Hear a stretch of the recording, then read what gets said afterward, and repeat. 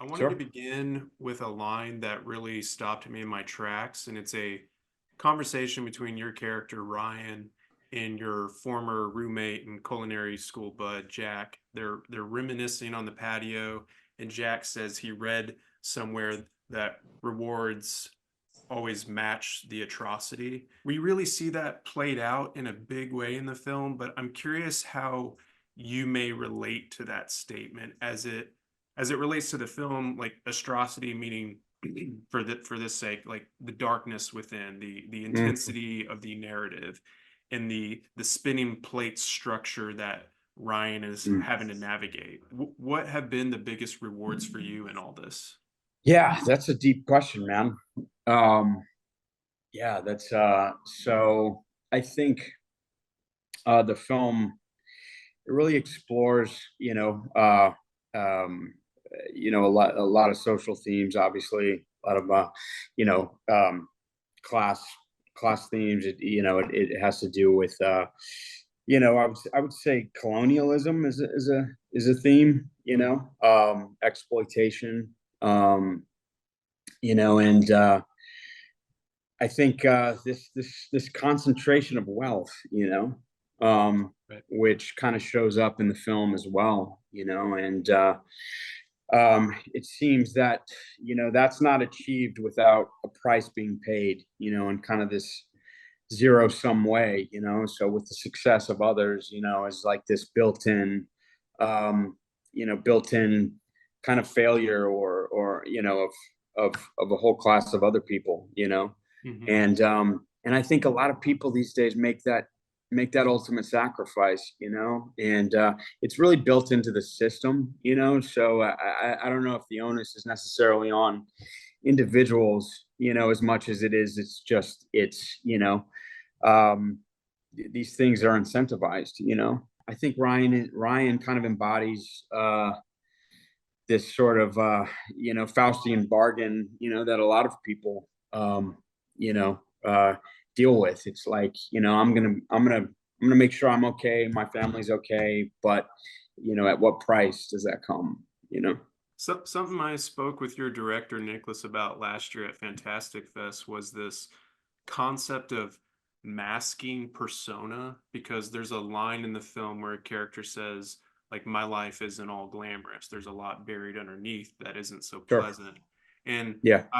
I love that the end of the film, without speaking to what actually unfolds in the scene, pays off that line, as well as the line that I brought up in my previous question. Like this Hmm. idea of normalizing chaos to survive and clinging to the sound of normalcy or mundanity rather than wealth and success for fear of feeling stuck.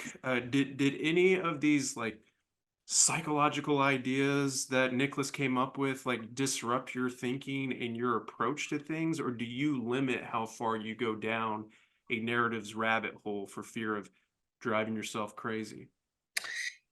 Yeah, I mean, I try to keep things simple, and I try to just embody the character's experiences as much as I can.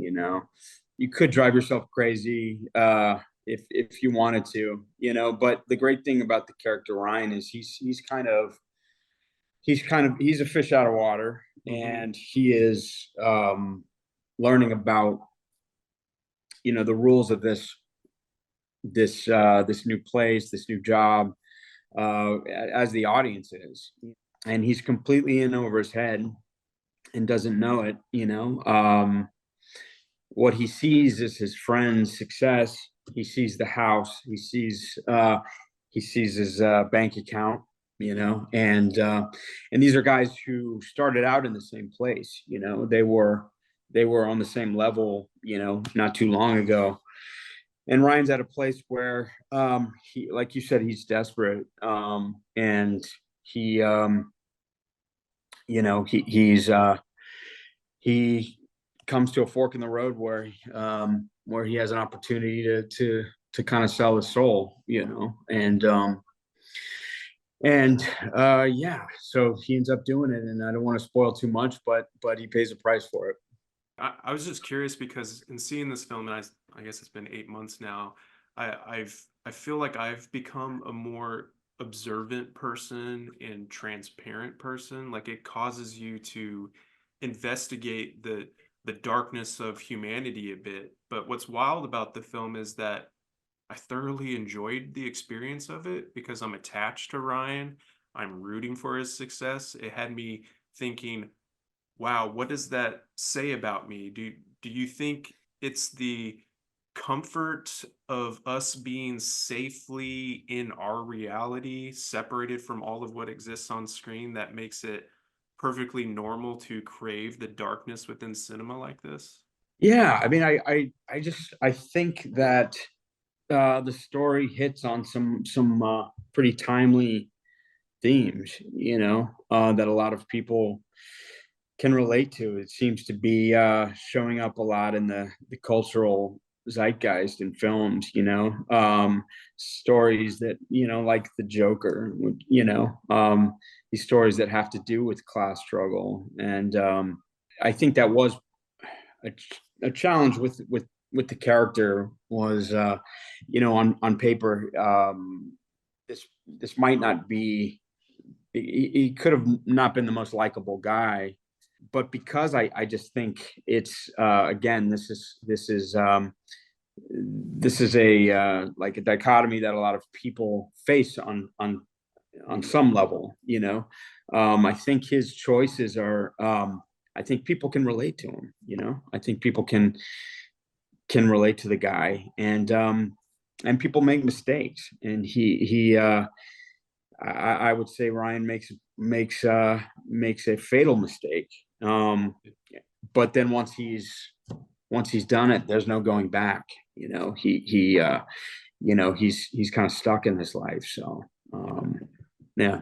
I know we're just about out of time, so I'll cut you loose on the I love the poetic representation of the wristwatch in the film. We learned Ryan once owned this watch and lost it over a card game with Jack, and it represents this Mhm. idea of lost time while also representing the simple pleasures of life, like those little things that keep us grounded and human. Do you have any objects like this in your life that serve as a simple pleasure that keep you human? I'm a guy who I don't have a lot of stuff, actually. I definitely have mementos and things like that, things of my daughters, that just as a parent you want to hang on to. But I don't take a lot of photographs. I don't take videos. I don't really.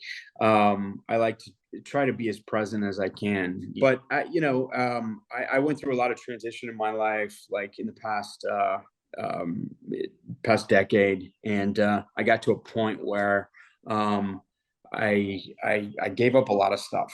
When I moved, I kind of got rid of a lot of of these possessions that felt like they were just kind of weighing me down. And it's kind of nice now, that I think there's a real simplicity to just being, and not collecting a lot of stuff. That's just me. So